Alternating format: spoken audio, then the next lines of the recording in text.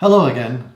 Like we said last week, it's time for an end of season break for a lot of you, and a time for reflection and planning and getting excited about the challenges for next year, but also a time to get back into training and start building up. Also, like I said in the end of season break video that was published last week, it's worth having a delay to the start of your season, because it's very easy to sort of start getting fit, get enthusiastic, train really hard, and then be ready to start racing or start your events a bit too early. That might not sound like a bad thing, but it can be, because it means you can easily get burnt out or bored or lose motivation, and then by the time the actual events come around, you've lost fitness and you're on the way down. You know, you've gone over your peak of performance. So having some sort of break point can be a good thing. But at some point, you're going to want to start building things up again. And it's best to do that gradually, particularly if you've taken some time off, or you've had a break after a big event and your fitness has dropped off, or you've just been on holiday or whatever that might be. And the real point of this video is just to say,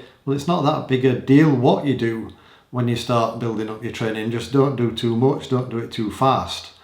Focus on the frequency of your workout so you get back into a good routine, a good training routine, a good exercise routine. And once you're into that routine, focus on building up the volume. Don't worry too much about whether you're supposed to do VO2 max intervals or threshold intervals or tempo intervals, or building up the amount of time you spend in the tempo zone or in different training zones.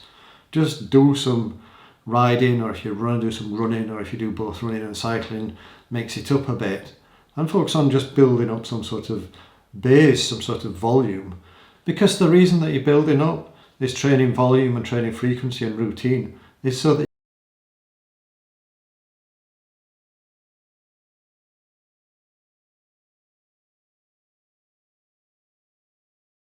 from it, and therefore do another hard session or long session, so that you're applying enough load to your system to stimulate a response and build your fitness. So at this stage, as you're building back up, it doesn't really matter what you do. It's best to do just to mix things up a bit, do what you like, do some Strava segments, do some max aerobic stuff, go out and do some bike fartlek where you might just ride hard up hills, or things that the runners might do is just mix it up, sprint for a lamppost, take some pictures, like I was doing on Sunday on my bike ride. Enjoy what's left of the good weather, if there is any where you live, and if not, well, maybe try a few Zwift races, but don't do too many, because Zwift races can be really damaging, really fatiguing, because they're pretty intense. And if you do one every day, or do Zwift rides that are in groups that are too fast for you, then that's a recipe for disaster. So keep the intensity down, maybe do one interval session a week. And don't worry what that interval session is. And my reasoning behind that is, well, traditionally people might say, well, you build the intensity gradually, so and you spend a lot of time in your zone 2 training, your endurance training zone, and build up some sort of volume, and then you start doing some tempo work and build up the amount of time that you'd spend in tempo. But it's questionable whether this is less hard on your body, because tempo efforts are quite long, so you're actually putting quite a large load on your body. So it's not just the intensity that's important, it's the duration. And doing some short, high intensity efforts around your VO2 max, or even a bit lower than your VO2 max, just to stimulate some neuromuscular activity and get yourself used to applying big powers, can be a bit less tiring.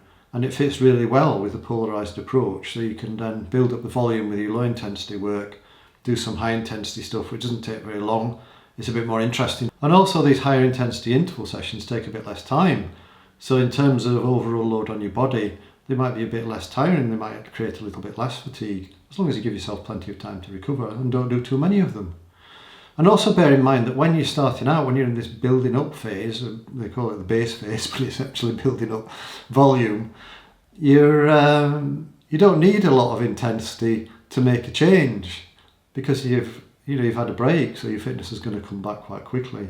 And a lot of it's just getting used to riding, getting used to running, getting your body used to things and your mind used to things. So that's why I say get into a good routine and then just start building up the volume. Don't worry too much about the details. Have a bit of fun while you do this for a couple of months, until you've built up a good volume, a good routine, and then you can start being a bit more specific. In this building up phase, you might want to include some strength work. In fact, you might want to have a bit of a lower riding volume or a bit lower running volume, and have a bit more of an emphasis on the strength stuff, because well, that's also lends itself quite nicely to bad weather conditions. And getting down the gym in a different environment can be a nice change and actually mental break from the routine of getting out, either riding out in bad weather or sitting on an indoor trainer. So essentially what I'm saying is it doesn't really matter what your ultimate training plan is going to be.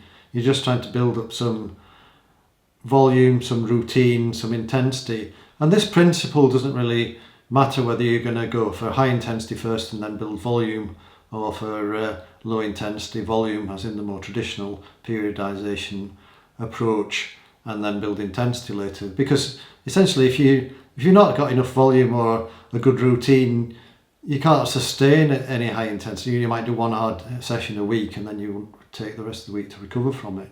So you need to build up volume, routine, intensity, and then you can get into the focus of a reverse periodization or a more conventional periodization strategy. Anyway, that's it. Short one this week. Let us know how you get on and what works for you, if you've learnt different methods work for you, and I'll see you in the next video. Bye.